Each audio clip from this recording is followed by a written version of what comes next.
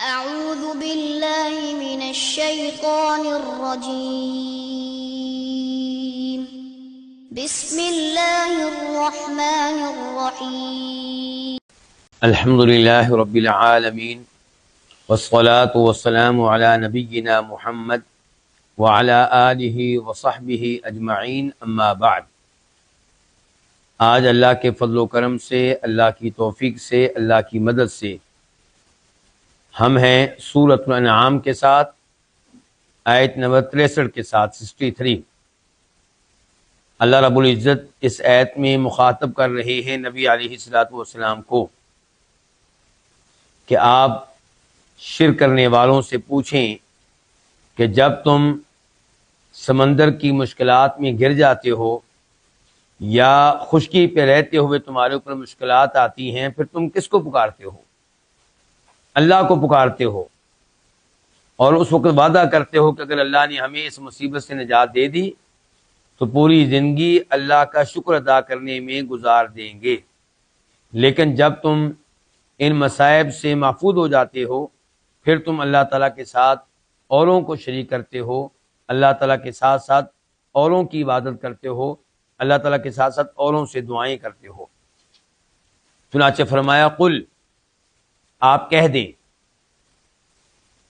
من، کون، یہ ڈانٹ پلانے کے لیے ہے، کون ہے، ینجیکم، جو تم کو نجات دیتا ہے، من ظلمات البر والبحر، ظلمات تاریکیاں، ظلمت ان کی جمع ہے، مراد مصیبتیں، مشکلات، مصائب، البر خشکی، والبحر اور سمندر تری۔ کہہ دیجئے کون ہے جو تم کو نجات دیتا ہے خشکی اور سمندر کی تاریکیوں سے، ان کے مصائب سے، ان کی مشکلات سے۔ تدعونہ، جب کہ تم اس کو پکارتے ہو، تضرعاً، گڑ گڑاتے ہوئے، وخفیۃً، اور چپکے چپکے۔ لئن، البتہ اگر، انجا، اس نے نجات دی، نا ہمیں،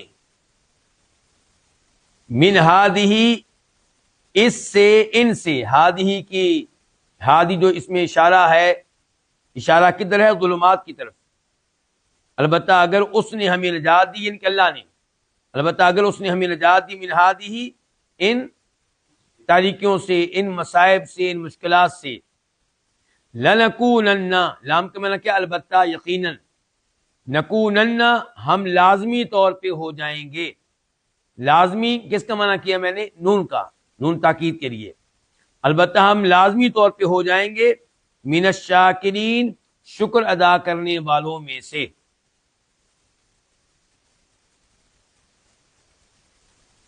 قل، کہہ دیجئے، اللہ، اللہ تعالی، ینجی، نجات دیتا ہے، کم، تمہیں، منہا، ان سے، کن سے؟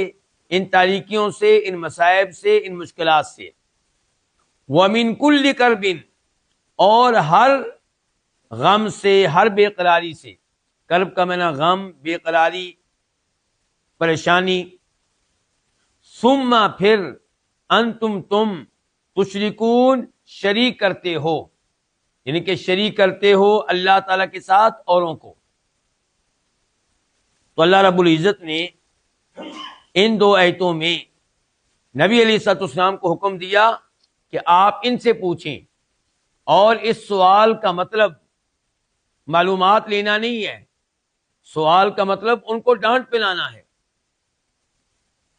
کہ اب تم اللہ کے ساتھ اوروں کو شریک کرتے ہو، اور جب تم مصیبتوں میں گر جاتے ہو، جب طوفان میں گر جاتے ہو، تب کون تمہیں نجات دیتا ہے؟ جب کہ تم اس کو پکار رہے ہوتے ہو، چپکے چپکے، گڑ گڑاتے ہوئے، روتے ہوئے، عاجزی سے، یعنی کہ اس وقت تم ایک اللہ کو پکارتے ہو اور وہی تم کو نجات دیتا ہے، اور اس وقت دعائیں کرتے ہوئے اللہ سے وعدہ بھی کرتے ہو کہ اگر اللہ نے ہمیں ان مصائب سے بچا لیا، طوفان سے بچ کر ہم خشکی پہ چلے گئے، تو پوری زندگی ایک اللہ کا شکر ادا کریں گے، اسی کی عبادت کریں گے، لیکن اللہ تمہیں جب نجات دے دیتا ہے ان مصائب سے اور دیگر مصائب سے، ان پریشانیوں سے اور دیگر پریشانیوں سے، ان غموں سے اور دیگر غموں سے، پھر تم اللہ تعالیٰ کے ساتھ اوروں کو شریک کرتے ہو اور اللہ سے کیے گئے وعدے کی خلاف ورزی کرتے ہو۔ وعدہ کیا تھا کہ ایک اللہ کا شکر ادا کریں گے، اور کرتے کیا ہو؟ اس کے ساتھ اوروں کو شریک کرتے ہو، شکر کے بجائے شرک۔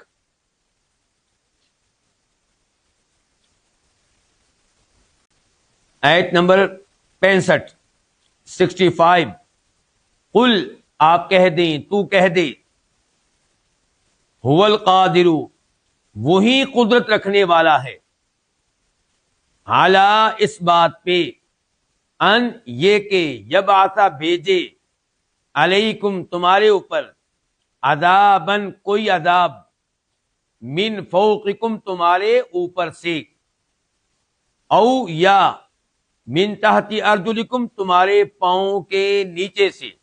ارجل جمع ہے کس کی؟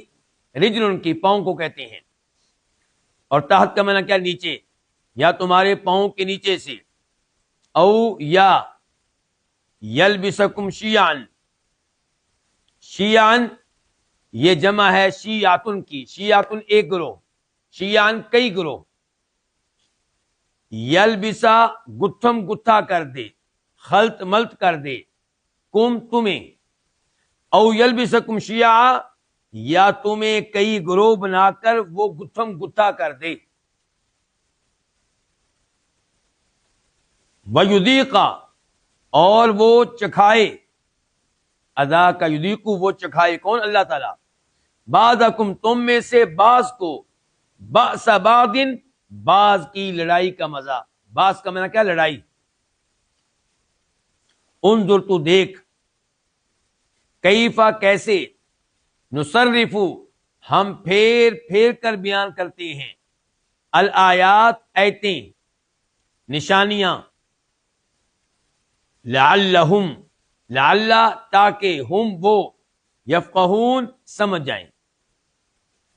اللہ رب العزت اس آیت میں ایک دفعہ پھر نبی علیہ الصلوۃ والسلام سے مخاطب ہیں اور آپ سے کہہ رہے ہیں کہ آپ ان سے کہیں کہ صرف ایک اللہ قدرت رکھنے والا ہے اس بات پہ کہ تمہارے اوپر کوئی عذاب بھیج دے تمہارے اوپر سے، یعنی کہ جس اللہ نے تمہیں سمندر کی مشکلات سے بچایا اور خشکی کی مشکلات سے بچایا، جب تم نے اس سے دعائیں کی تھیں اور وعدے کیے تھے کہ تیری عبادت کرتے رہیں گے، تیرا شکر ادا کرتے رہیں گے، لیکن بعد میں تم یہ وعدے بھول گئے اور تم نے شکر ادا کرنے کے بجائے اللہ کے ساتھ اوروں کو شریک کیا، تو یاد رکھو یہ اللہ جس نے پہلی مشکلات سے بچایا ہے، یہ نئی مشکلات میں مبتلا کرنے پہ طاقت، قدرت رکھتا ہے۔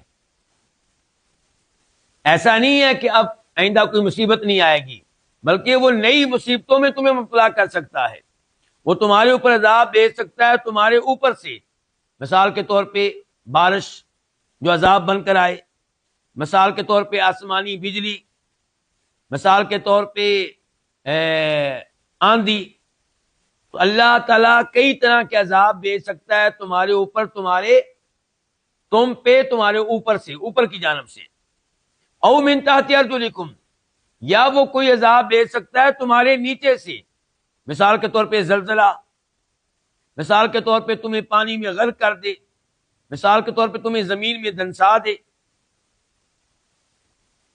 او یلبسکم شیعا، یا وہ یہ عذاب بھی دے سکتا ہے کہ تمہیں تقسیم کر دے کئی گروہوں میں اور آپس میں تمہیں لڑا دے، گتم گتا کر دے، اور تم میں سے ایک دوسرے پہ تلواریں چلائی، تم میں سے ایک دوسرے پہ گولیاں برسائی، تو یہ آپس میں لڑنے کا، آپس میں اختلاف و انتشار کا عذاب بھی تم پہ بھیج سکتا ہے۔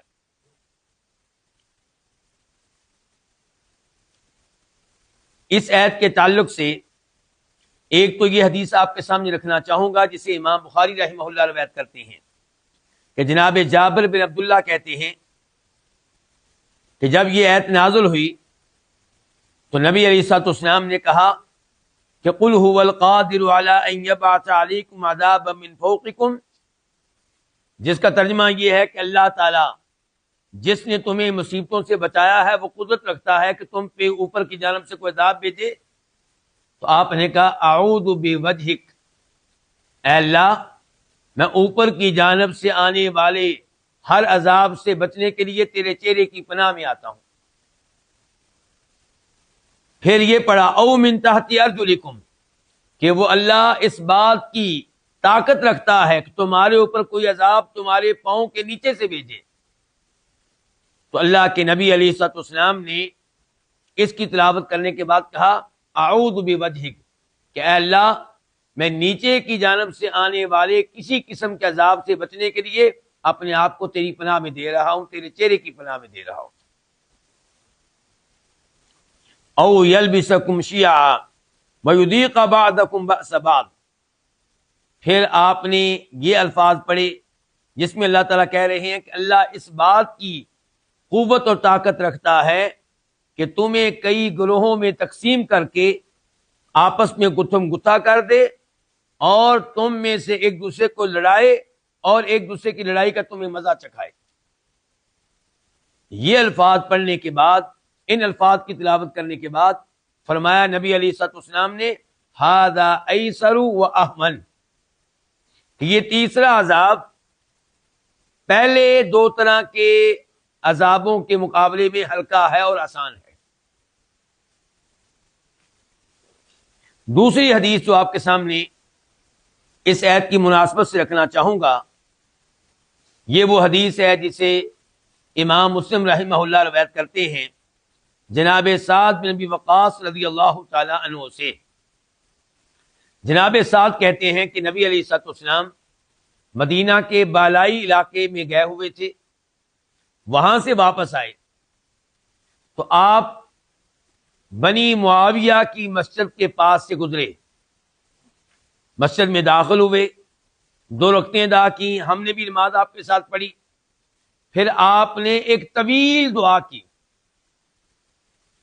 اور اس کے بعد آپ نے کہا صحابہ کرام سے کہ میں نے اللہ رب العزت سے 3 دعائیں کی تھیں، میں نے اللہ تعالیٰ سے 3 چیزیں مانگی تھیں، میں نے اللہ سے 3 چیزوں کا سوال کیا تھا۔ پہلے نمبر پہ یہ کہ اے اللہ ایسا نہ ہو کہ میری پوری امت پانی میں غرق ہو کر ہلاک ہو جائے، یا اللہ یہ عذاب نہ دینا کہ پوری امت ہی پانی میں غرق ہو کے ہلاک ہو جائے۔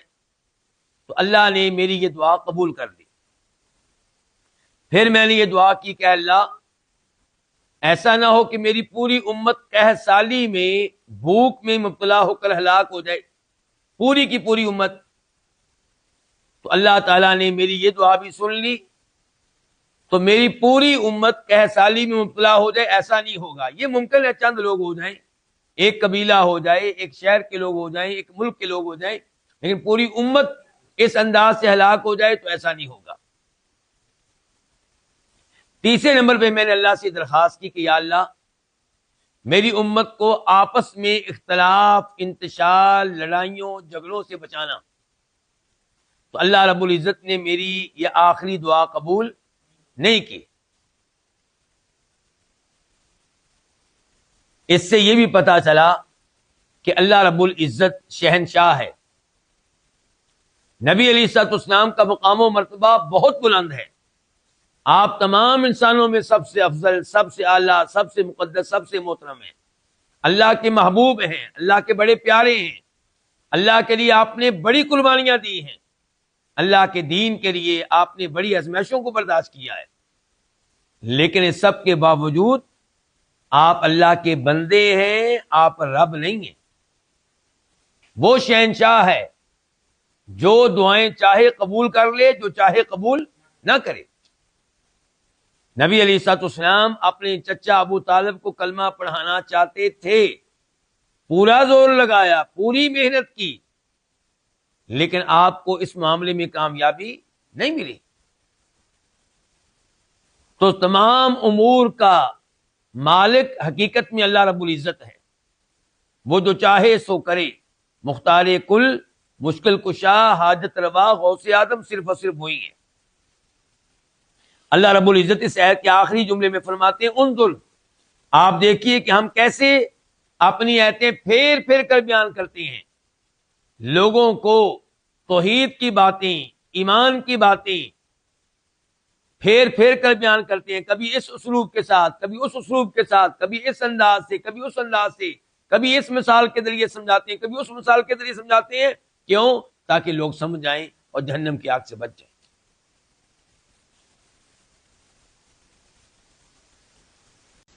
آیت نمبر 66 66 وَكَذَّبَ، اور جٹلایا ہے، واو کا معنی کیا؟ اور جٹلایا ہے بھی، اس کو، کس کو؟ اس میں ایک قول یہ ہے کہ قرآن، دوسرا قول یہ ہے کہ عذاب، اور جٹلایا ہے اس کو قوموں کا، تیری قوم نے، وَهُوَ الْحَقُّ، جبکہ یہی حقیقت ہے، یہی حق ہے۔ قل، آپ کہہ دیں، لستو، میں نہیں ہوں، علیکم، تم پہ، بھی وکیل، میں ہرگز نہیں ہوں تم پہ کسی قسم کا نگہبان۔ بھی وکیل کی بات زیادہ ہے توکید کے لیے، لستو کی توکید میں اضافہ ہو گیا با کے ذریعے، میں ہرگز نہیں ہوں تم پہ وکیل، کسی قسم کا نگہبان۔ تو اس آیت میں اللہ رب العزت بتا رہے ہیں کہ اے نبی علیہ الصلوۃ والسلام، آپ کی قوم نے اس کو جٹلا دیا ہے۔ آپ کی قوم سے مراد کیا ہے؟ علماء تفسیر کا ایک قول یہ ہے کہ اس سے مراد آپ کی قوم قریش ہے، اور دوسرا یہ ہے کہ اس سے مراد سب لوگ ہیں۔ تو جٹلایا کس چیز کو ہے؟ ایک قول یہ ہے کہ قرآن کو، اور یقیناً انہوں نے قرآن کو بھی جٹلایا تھا، اور اس بات کو بھی کہ اللہ کا عذاب آ سکتا ہے۔ نبی علیہ الصلوۃ والسلام انہیں مختلف طریقوں سے سمجھایا کرتے تھے، اور ایک طریقہ آپ کا یہ تھا کہ آپ ان کو بیان کرتے کہ ایمان لے آؤ، شرک کو چھوڑ دو، ورنہ اللہ کا عذاب آئے گا، ورنہ اللہ تمہیں عذاب دے گا، اور یہ عذاب دنیا میں بھی ہو سکتا ہے اور آخرت میں بھی۔ اللہ تعالیٰ یہاں پہ واضح کر رہے ہیں کہ آپ کی قوم نے قرآن کو جٹلا دیا، آپ کی قوم نے اللہ کے عذاب کو جٹلا دیا، دنیا میں آنے والے عذاب کو بھی جٹلا دیا، اور آخرت کا انکار کرتے ہوئے آخرت کے عذاب کو بھی جٹلا دیا۔ تو بہی سے مراد قرآن لیا جائے تب بھی ٹھیک، اس سے مراد اللہ کا عذاب لیا جائے تو یہ بھی ٹھیک۔ اس میں کوئی شک و شبہ نہیں ہے کہ وہ اللہ کے عذاب کی تکذیب کرتے تھے، اور جب نبی علیہ السلام بتاتے تھے کہ کہیں تمہارے اوپر اللہ کا عذاب نہ آ جائے تو اس کا مذاق اڑاتے تھے۔ تو اللہ تعالی نے کہا قرآن حق اور سچ ہے، قرآن کی ایک ایک بات درست ہے، اور اللہ کا عذاب آنا یہ بھی ایک حقیقت ہے، اور اللہ کے عذاب آنے کی کئی صورتیں اور شکلیں ہیں۔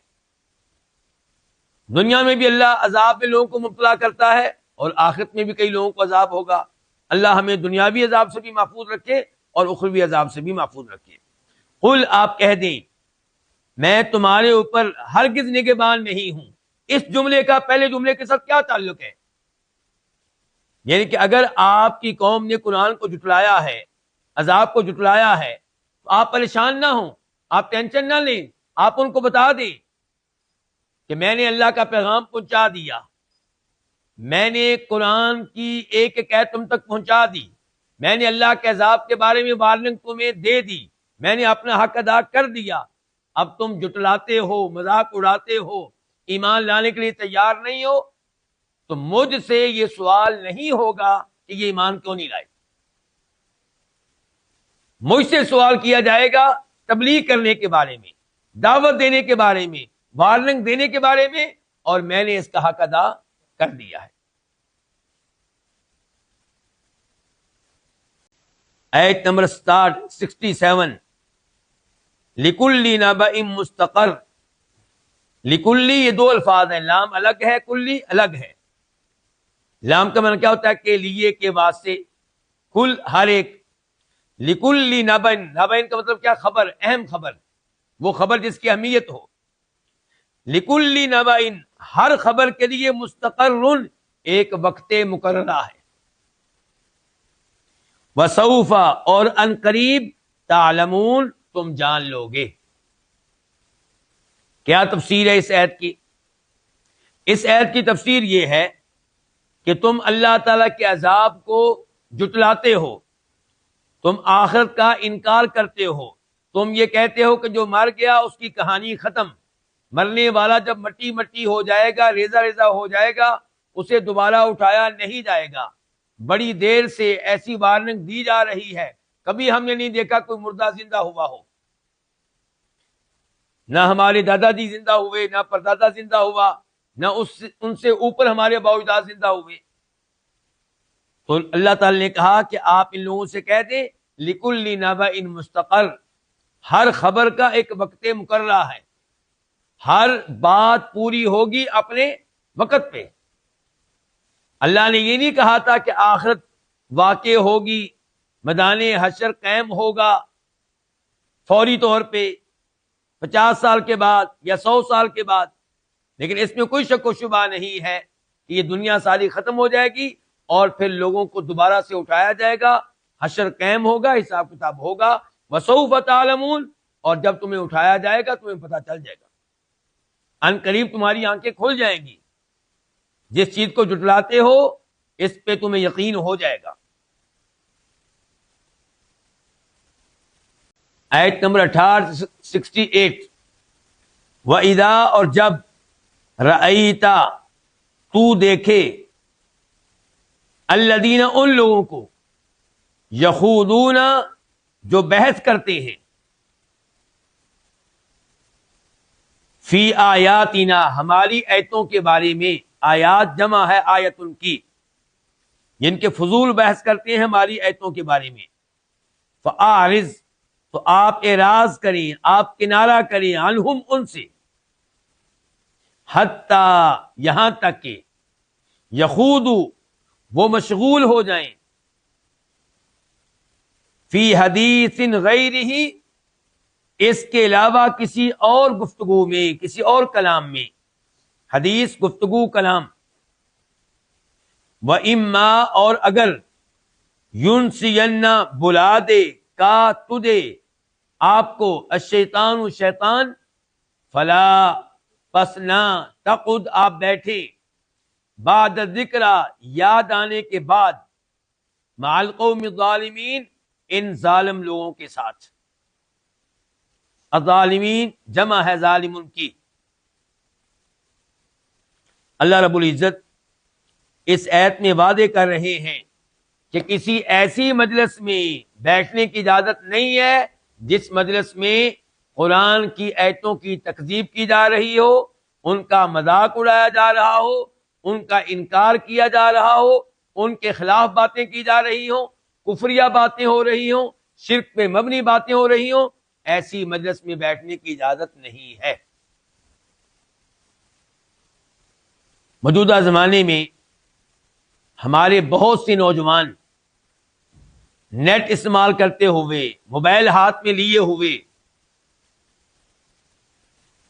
وہاں جاتے ہیں جہاں ان کے ایمان اور دین کو خطرہ ہوتا ہے، جہاں ملحد لوگ ہوتے ہیں، اللہ کا مذاق اڑانے والے، اللہ کے رسول علیہ السلام کا مذاق اڑانے والے، قرآن کا مذاق اڑانے والے، قرآن کے بارے میں شکوک و شبہات پیدا کرنے والے، اور یہ نوجوان سمجھتے ہیں کہ ہم تو پڑھے لکھے ہیں، ہم بڑے عقل مند ہیں، ہمیں کوئی مسئلہ نہیں ہے۔ اللہ تعالیٰ یہاں پہ نبی علیہ السلام کو مخاطب کر رہے ہیں، اور جو حکم آپ کے لیے ہے وہی آپ کی امت کے لیے ہے، کہ ایسی کسی مجلس میں آپ کو بیٹھنے کی اجازت نہیں ہے جہاں قرآن کے خلاف باتیں ہو رہی ہوں، جہاں اللہ کا مذاق اڑایا جا رہا ہو، اللہ کے رسول کا مذاق اڑایا جا رہا ہو۔ اور یہیں سے یہ بات بھی جان لینی چاہیے کہ بدعتی لوگوں کی مجالس میں بیٹھنے سے بچیں، اور ایسے نام نہاد علماء کی گفتگو سننے سے بچیں جو شرک کی تائید میں دلائل دے رہے ہوتے ہیں، جو حقیقت میں دلائل نہیں ہوتے، شکوک و شبہات ہوتی ہیں، لیکن عام آدمی کے ذہن میں بیٹھ جائیں گے تو انہیں نکالنا مشکل ہو جائے گا۔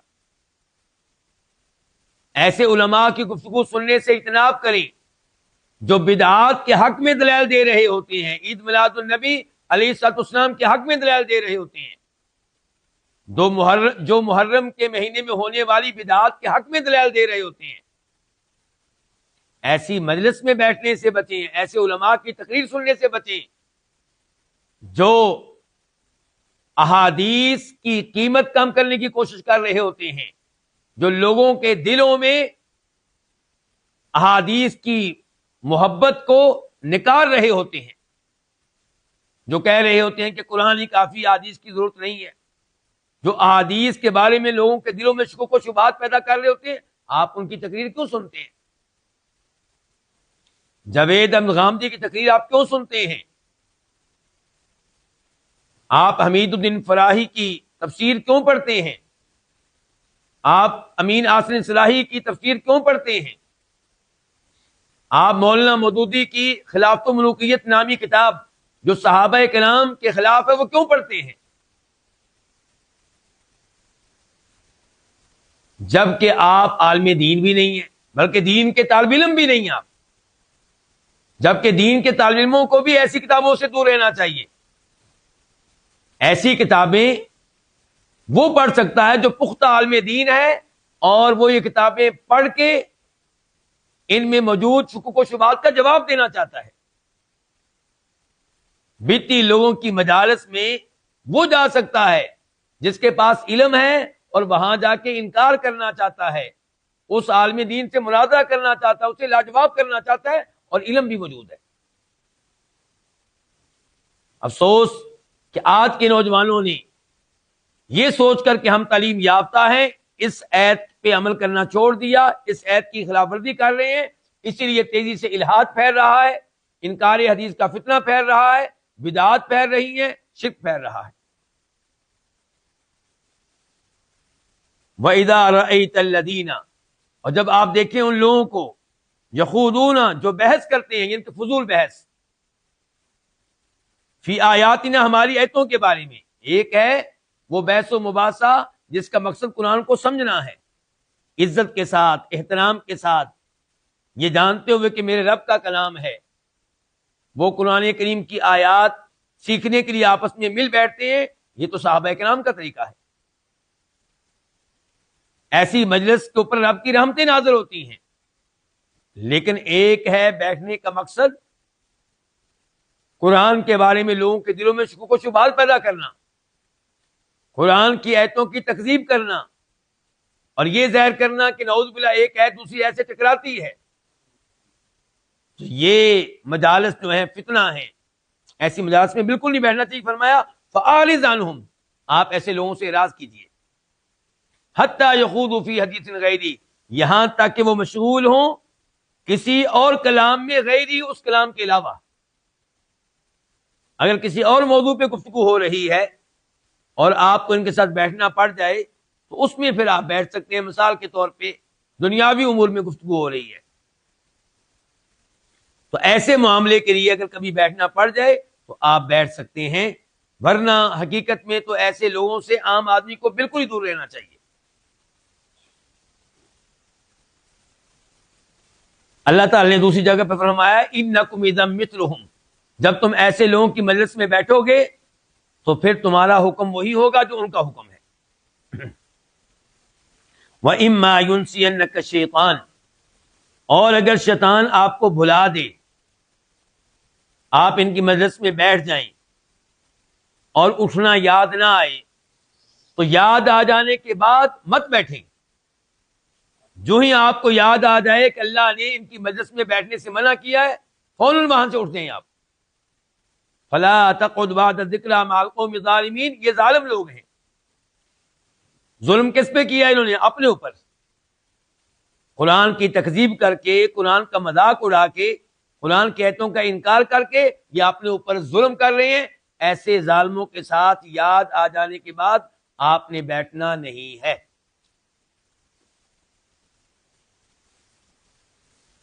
یہیں سے علماء کرام نے یہ مسئلہ بھی اخذ کیا ہے کہ ایسی مجلس میں نہ بیٹھا جائے جو گناہوں کی مجلس ہو، شادی کی وہ تقریب جس میں واضح طور پہ گناہ ہو رہے ہیں،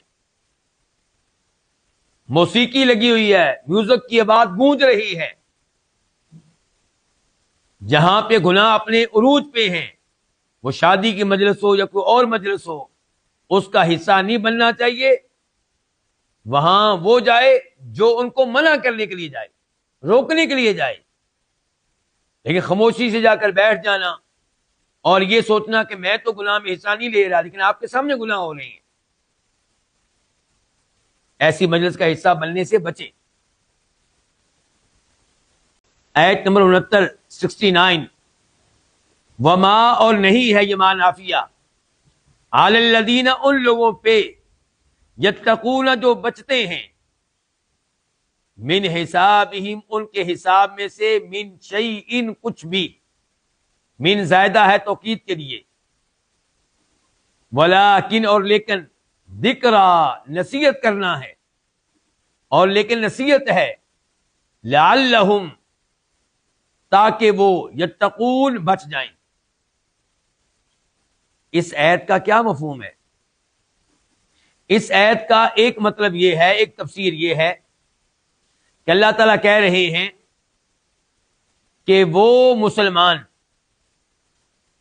الذین یتقون، جو کافروں کی مجالس میں بیٹھنے سے بچتے ہیں، ان سے، ان کے بارے میں کسی قسم کی بات پرس نہیں ہوگی، ان کے کفر کے بارے میں سوال نہیں ہوگا کہ وہ کفر کرتے رہے تمہارا کیا کردار تھا، یہ سوال نہیں ہوگا، کیونکہ یہ ان کی مجالس میں شریک نہیں ہوتے، ان کی مجالس سے بچتے ہیں، دور رہتے ہیں. پھر کہا ولیکن ذکرا، ان کی مجالس سے بچنے کا مطلب یہ نہیں ہے کہ آپ نے نصیحت بالکل نہیں کرنی.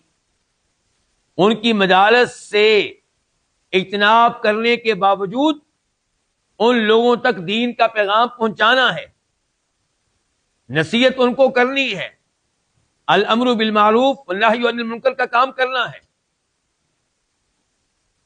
لعلہم یتقون، تاکہ وہ اس قسم کے کفر سے بچ جائیں، قرآن کا مذاق اڑانے سے بچ جائیں، قرآن کی تکذیب سے بچ جائیں، قرآن کا انکار کرنا، اس جرم سے بچ جائیں. اور دوسری تفسیر یہ ہے کہ وما علی الذین یتقون، اور ان لوگوں پہ جو بچتے ہیں کفار کی مجالس میں بیٹھنے کے باوجود قرآن کا مذاق اڑانے سے، قرآن کا انکار کرنے سے، قرآن کی تکذیب کرنے سے، تو ان سے سوال نہیں ہوگا ان کے کفر کے بارے میں، کفار کے مذاق اڑانے کے بارے میں، کفار کی تکذیب کے بارے میں، کفار کے انکار کے بارے میں. ولیکن ذکرا، لیکن ان پہ واجب ہے کہ جب یہ مذاق کیا جا رہا ہو، جب انکار کیا جا رہا ہو، جب تکذیب کی جا رہی ہو، تو یہ بولیں، گفتگو کریں، ان کو منع کریں، ان کو روکیں، لعلہم یتقون، تاکہ وہ کافر اس کفر سے بچ جائے.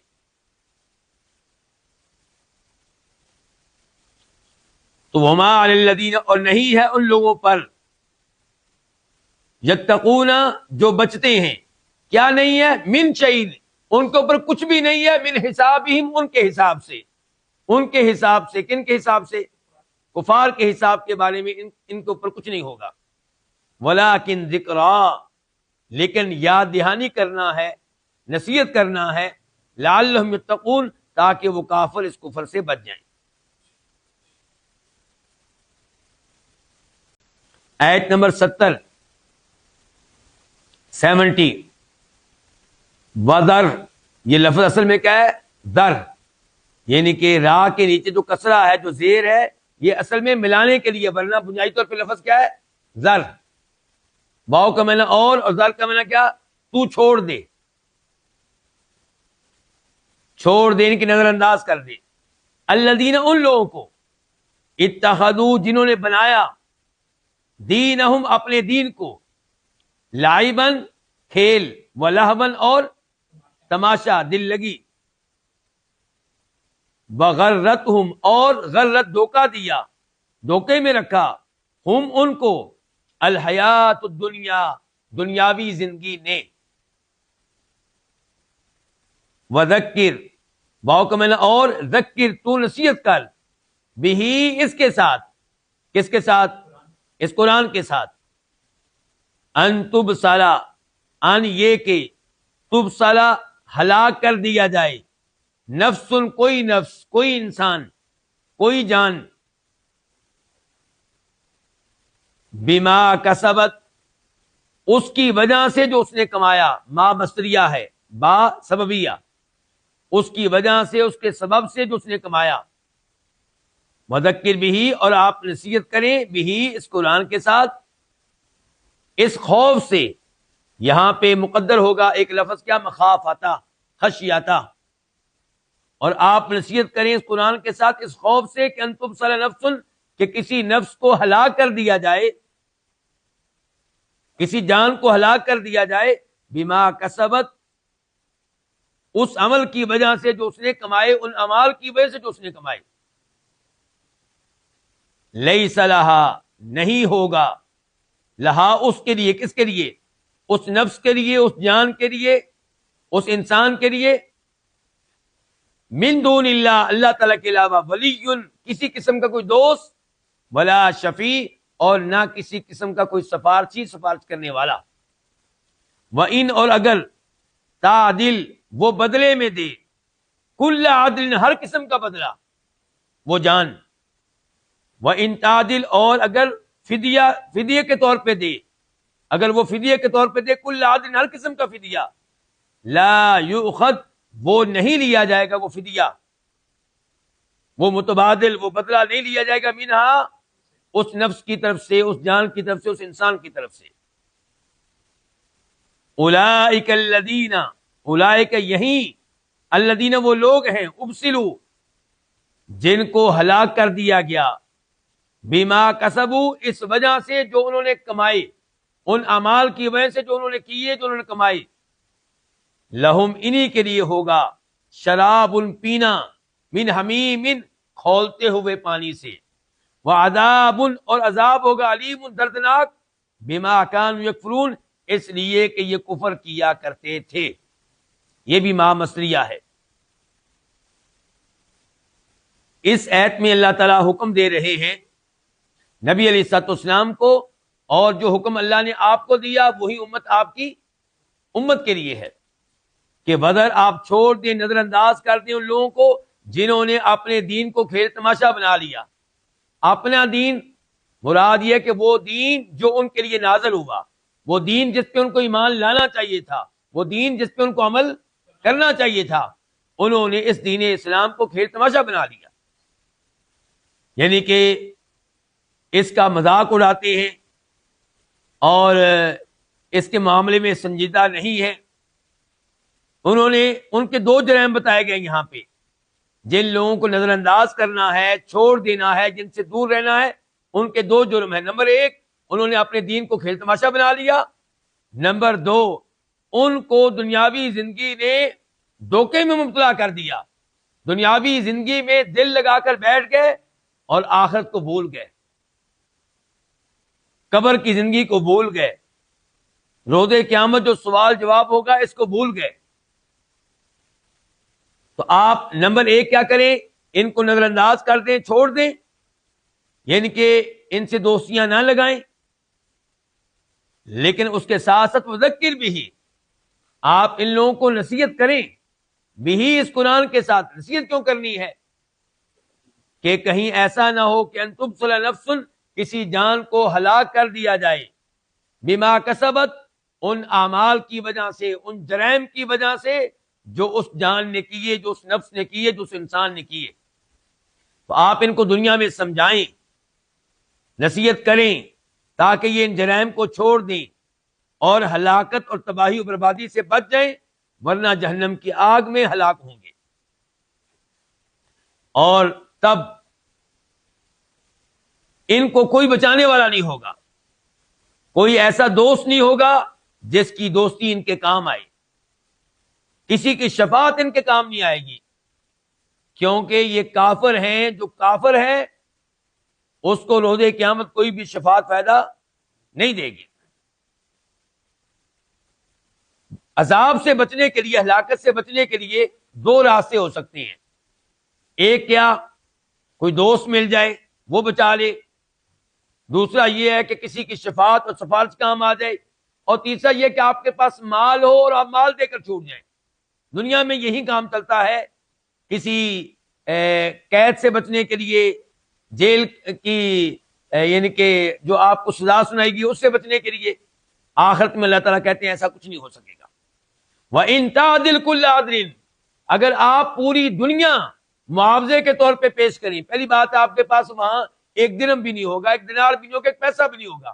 لیکن فرض کریں آپ کے پاس دنیا کے سارے خزانے ہوں اور آپ یہ سارے خزانے پیش کریں کہ یہ لے لیے جائیں اور مجھے عذاب سے نجات دے دی جائے. فرمایا لا یؤخذ منہا، یہ سارا مال قبول نہیں ہوگا، نہیں لیا جائے گا. تو یہی وہ لوگ ہیں یعنی کہ جنہوں نے اپنے دین کو کھیل تماشا بنا لیا اور جو دنیاوی زندگی کے دھوکے میں مبتلا ہو گئے. یہی وہ لوگ ہیں جو ہلاک ہو جائیں گے اپنے ان جرائم کی وجہ سے جو یہ کر رہے ہیں. ان کو عذاب کیا ہوگا؟ جہنم کی آگ میں ڈالا جائے گا تو پینے کے لیے ان کو کیا دیا جائے گا؟ کھولتا ہوا پانی. آپ جانتے ہیں کہ جب گرمیوں میں شدید پیاس لگی ہو انسان کیا چاہتا ہے؟ اسے ٹھنڈا پانی ملے. ان کو پیاس لگے گی تو کھولتا ہوا پانی دیا جائے گا، یعنی کہ جس سے عذاب میں مزید اضافہ ہوگا. وعذاب علیم، دردناک عذاب ہوگا. کیوں؟ بما كانوا یکفرون، ان کے کفر کی وجہ سے. پتہ چلا مجھے اور آپ کو کفر سے بچنا ہے، کفر و شرک سے دور رہنا ہے، کفر و شرک پہ مبنی مجالس سے دور رہنا ہے، کفر و شرک کی طرف لے جانے والے لوگوں کی گفتگو سننے سے بچنا ہے. اور جب ہم موبائل کھولیں تو ایسے جو ویب سائٹس ہیں جہاں ہمارے دین اور ایمان کو خطرہ ہے ان سے ہم نے دور رہنا ہے، ورنہ انجام بہت برا ہے. آیت نمبر 71 قل، آپ کہہ دیں، اندعو، کیا ہم پکاریں. یہ حمزہ توبیخ کے لیے ہے، ڈانٹ پلانے کے لیے ہے. کیا ندعو، ہم پکاریں، من دون اللہ، اللہ تعالیٰ کے علاوہ، ما، ان کو، لا ینفعونا، جو ہمیں فائدہ نہیں دیتے، ولا یضرنا، اور نہ ہمیں کوئی نقصان دیتے ہیں. وَنُرَدُّ، اور ہم پھیر دیے جائیں. نردو کا عطف ہے ندو کے اوپر، یعنی کہ کیا ہم اللہ کے علاوہ ان کو پکاریں جو نفع و نقصان کے مالک نہیں ہے، اور کیا ہم پھیر دیے جائیں علی اعقابنا، اپنی ایڑیوں کے بل. اعقاب جمع ہے کس کی؟ عقب، ان کی. اور ہم پھیر دیے جائیں اپنی ایڑیوں کے بل بعد اس کے کہ ہدان اللہ، اللہ نے ہمیں کیا دے دی ہے؟ ہدایت دے دی ہے. کلدی کا تعلق ہے نردو سے، یعنی کہ ہم پھیر دیے جائیں اس شخص کی طرح استہوت ہو، جس کو بہکا دیا ہو الشیاطین، شیطانوں نے، فی الارض، زمین میں، حیرانہ، اس حال میں کہ وہ حیران ہو، پریشان ہو. لہو اصحاب، اس کے کچھ ساتھی ہوں. اصحاب جمع ہے صاحب، ان کی.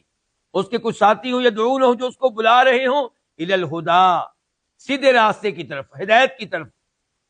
اور کیا کہہ رہے ہوں؟ ایتی، تو آ جانا ہمارے پاس.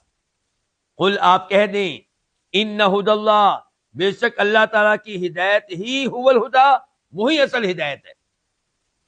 وَأُمِرْنَا، اور ہمیں حکم دیا گیا ہے، لِنُسْلِمَ، تاکہ ہم فرما بردار ہو جائیں، لِرَبِّ العالمین، جہانوں کے رب کے لیے.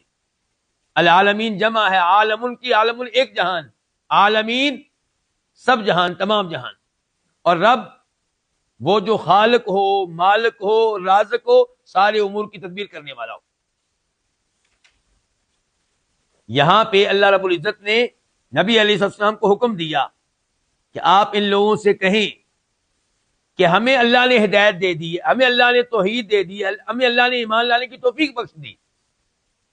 تم کیا چاہتے ہو کہ ہم توحید جیسی عظیم نعمت کو پا لینے کے بعد اللہ کو چھوڑ کے ان کو پکاریں جو نفع و نقصان کے مالک نہیں ہے، بتوں کو پکاریں لات کو پکارے، عزا کو پکارے، ہبل کو پکارے، درختوں کو پکارے، پتھروں کو پکارے، قبروں کو پکارے، ہم ایسی حرکت کبھی نہیں کریں گے۔ تم کیا چاہتے ہو کہ ہم ان کو پکارے جو نفع نقصان کے مالک نہیں ہے؟ پتہ چلا عبادت کے لائق وہی ہے جو نفع نقصان کا مالک ہو۔ دعا اسی سے کی جائے گی جو نفع نقصان کا مالک ہو، جو قبروں میں جا چکے، جو فوت ہو چکے، جن کے بارے میں رب یہ کہے کہ وہ ما انت بمسمع من فی القبور، کہ جو قبروں میں جا چکے انہیں آپ اپنی بات نہیں سنا سکتے، ان سے دعا کرنا، ان کو پکارنا، یہ نیری جہالت ہے، نیری گمراہی ہے۔ شیخ عبد القادر جیلانی رحمہ اللہ ایک ممتاز عالم دین تھے اور ہمارے گمان کے مطابق اللہ کے ولی تھے، لیکن ان کو پکارنا غلط ہے کیونکہ نفع نقصان کے مالک نہیں ہے۔ امیر المؤمنین جناب علی، عظیم صحابی، خلیفہ راشد، ان سے محبت ایمان کی علامت اور ان سے نفرت منافقت کی علامت، لیکن اس سب کے باوجود وہ نفع نقصان کے مالک نہیں تھے، اس لیے یا علی مدد کا نعرہ لگانا غلط ہوگا۔ نبی علیہ الصلوۃ والسلام تمام انسانوں میں سب سے افضل، نبیوں کے بھی امام علیہ الصلوۃ والسلام، اللہ کے پیارے، اللہ کے لاڈلے، لیکن آپ بھی نفع نقصان کے مالک نہیں تھے۔ آپ سے دعا کرنا اور یا رسول اللہ مدد کا نعرہ لگانا غلط۔ تو فرمایا آپ ان سے کہہ دیں تم کیا چاہتے ہو کہ ہم ان کو پکاریں جو نفع نقصان کے مالک نہیں ہے اور ہم اپنی ایڑیوں کے بال پھیر دیے جائیں؟ کیا مطلب؟ یعنی کہ ہم دوبارہ سے کفر کی طرف چلے جائیں، دوبارہ سے شرک کی طرف چلے جائیں، ایڑیوں کے بال پھیر جائیں، یعنی کہ جہاں سے آئے تھے ادھر پھر چلے جائیں؟ ہم ایسا کام نہیں کریں گے۔ ہم پہ اللہ نے احسان کیا ہے، اللہ نے ہدایت دی ہے، ہم دوبارہ کفر و شرک کر کے، دوبارہ غیر اللہ کو پکار کے اس انسان کی طرح نہیں ہونا چاہتے جس کو شیطانوں نے بہکا دیا ہو، وہ کسی صحرا میں ہو اور شیطان اسے بہکا کر اس کے ساتھیوں سے دور کہیں لے گئے ہوں، اب وہ حیران پریشان ہے، اس کو سمجھ نہیں آ رہی کہ میں نے جانا کدھر ہے، کس سائڈ پہ جاؤں گا تو میں اس صحرا میں مرنے سے بچ جاؤں گا، میں ہلاکت، تباہی، بربادی سے بچ جاؤں گا۔ البتہ اس کے ساتھی ہیں، اس کو وعدے دے رہے ہیں ادھر آ جاؤ، ادھر آ جاؤ، اس کو سمجھ نہیں آ رہی۔ تو ہم اس انسان کی طرح نہیں ہونا چاہتے، ہم ہدایت کے اوپر ہیں، بڑے مطمئن ہیں، جنت کے راستے پہ لگے ہوئے ہیں، نبی علیہ الصلوۃ والسلام کی تعلیمات کے مطابق زندگی گزار رہے ہیں۔ ہمیں کیا ضرورت ہے اس حق کو چھوڑ کر، اس صراط مستقیم کو چھوڑ کر اس انسان کی طرح بننے کی جس کو شیطانوں نے بہکا دیا ہو، کسی صحرا میں ہو، پریشان ہو، جس کو راستہ ہی نہ مل رہا ہو۔ قل، آپ کہہ دیں، ان ھدی اللہ ھو الھدی، اللہ کی ہدایت ہی اصل ہدایت ہے، اللہ کا دین ہی کامیابی والا دین ہے۔ ومن یبتغی غیر الاسلام دینا فلن یقبل منہ، جو دین اسلام کے علاوہ کوئی اور دین اس کے اوپر چلے گا تو وہ دین قابل قبول نہیں ہوگا۔ وَهُوَ فِي الْآخِرَةِ مِنَ الْخَاسِرِينَ، کسی اور دین پہ چلنے والا اس دین پہ چلنے میں کتنا بھی مخلص ہو، وہ خسارے میں رہے گا، گھاٹے میں رہے گا، جہنم کا ایندھن بنے گا۔ جو ہدایت چاہتا ہے، نجات چاہتا ہے، جنت چاہتا ہے، جہنم سے بچنا چاہتا ہے، وہ اللہ کی دی گئی ہدایت پہ چلے، قرآن پہ چلے، احادیث پہ چلے، کفر و شرک سے دور رہے۔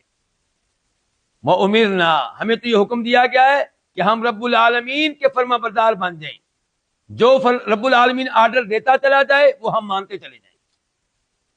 وَأُمِرْنَا، اور ہمیں حکم دیا گیا ہے کہ ہم رب العالمین کے لیے فرما بردار ہو جائیں۔